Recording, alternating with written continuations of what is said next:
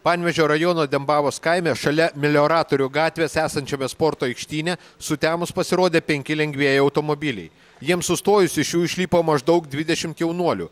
4 ar 5 iš jų patraukė į šalia esantį daugiabutį pas vieną iš čia gyvenančių dembaviečių. Kaip toliau pasakojo nukentėjusieji, peiliais ir lazdomis ginkluoti jaunuoliai bandė veržtis į vieną iš butų. Tarp jų ir čia gyvenančių kilo muštynės, kuriuose čia gyvenantis vaikinas buvo perdurtas, o jo ginti stojusiam tėvui vienas iš užpuolikų perskėlė galvą. Tėvas ir sūnus besigindami šratiniu ginklu taip pat sužeidė vieną iš užpuolikų, o likusieji pabėgo. Tačiau vienos pusės pergalė truko neilgai.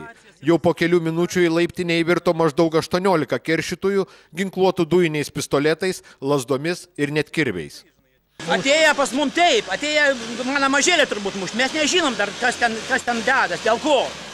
Nu, su kirviais pasiėmė, su kirvukais, su visokiais bananais, kas kokių kėdžių prisilaužė, atėję, pagėrė, matas pagėrė, 20. Ir ką sakė, kas dabar pirms išėjo, Bituksą išėjo, nežinau, kada darė duris. Ne, aš išėjau antras, trečias tebežinau. Aš griaužau. Sako, berniuką, eikit baigti, dėl kas yra. Tačiau vyrukai net nesiruošė baigti. Tada prieš ginkluotus jaunuolius stojo net šalia gyvenantis kaimynai. Ir kol neatvažiavo policija, daugiabučio laiptinėje, pasak nukentėjusio Antano, virė tikras mūšis. Tik išgirdę policijos sirenas, visa ta masė jaunuolių dingo tamsiose Dembavos gatvelėse. Sporto aikštynė liko stovėti atvažiavusiųjų automobiliai. Medikai sutvarstė nukentėjusius dembaviečius, o policija operatyviai pradėjo ieškoti įtariamųjų užpuolikų.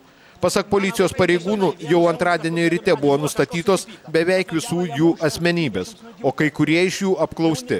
Jau žinoma ir kas iš jų peiliu sužalojo čia gyvenantį dembavietį. Dar šiomis dienomis keletui iš jų bus pareikšti įtarimai ir nustatytos kardomosios priemonės. Užpuolikai yra gerai žinomi policijoje, kai kurie iš jų anksčiau teisti ir jau seniai trikdantis Dembavos gyventojų ramybę chuliganiškais išpuoliais ir vagystėmis. Vyksta tyrimas.